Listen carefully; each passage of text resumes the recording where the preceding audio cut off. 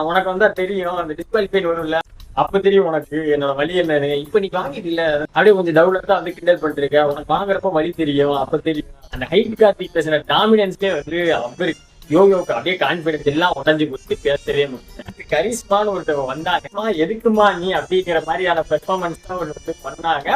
But அவங்களுக்கு ஆன்கோல்டு கொடுத்து நிக்க வச்சுட்டாங்க. எஜுகேஷன் இல்ல பார்ட் தெரியும், பட் ஸ்கூலிங் முடிச்சிட்டேன், நான் வந்து ஆண்டர்பிரினர் ஆகணும். இங்க எதுக்குடா வரீங்க பிக் பாஸ், புரியவே இல்லை.